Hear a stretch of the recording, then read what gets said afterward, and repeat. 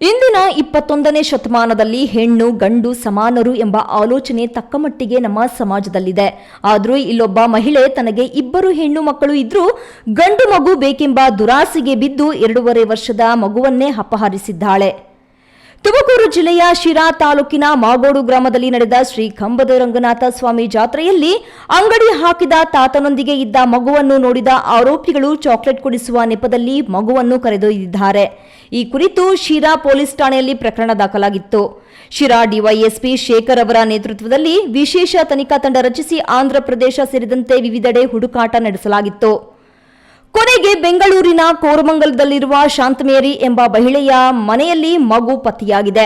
ಆರೋಪಿ ಶಾಂತಮೇರಿಗೆ 2 ಹೆಣ್ಣು ಮಕ್ಕಳು ಇದ್ರೂ ಕೂಡ ಗಂಡು ಮಗು ಬೇಕೆಂಬ ಹಂಬಲದಿಂದ ಸಂಬಂಧಿ ನರ್ಸಯ್ಯನೊಂದಿಗೆ ಸೇರಿ ಈ ಕೃತ್ಯ ಎಸಗಿದ್ದಾಳೆ ಎಂದು ಪೊಲೀಸರು ತಿಳಿಸಿದ್ದಾರೆ. ಜಾತ್ರೆಗೂ 2 ದಿನ ಮೊದಲು ತುಮಕೂರಿಗೆ ಬಂದಿದ್ದ ಶಾಂತಮೇರಿ ಮತ್ತು ನರ್ಸಯ್ಯ ಪೂರ್ವ ಯೋಜನೆಯೊಂದಿಗೆ ಮಗುವಿನ ಅಪಹರಣ ನಡೆಸಿರುವುದು ಪೊಲೀಸ್ ತನಿಖೆಯಲ್ಲಿ ಬಯಲಾಗಿದೆ. ಜಾತ್ರೆಯ ಸಿಸಿಟಿವಿ ದೃಶ್ಯಾವಳಿಗಳ ಆಧಾರದ ಮೇಲೆ ಆರೋಪಿಗಳ ಚಲನಾವಲನ ಗಮನಿಸಿದ ಪೊಲೀಸರು 2 ಆರೋಪಿಗಳನ್ನು ಬಂಧಿಸಿದ್ದಾರೆ. ತಿಮ್ಮಯ್ಯ, ಈ ನ್ಯೂಸ್ ಟಿವಿ, ತುಮಕೂರು.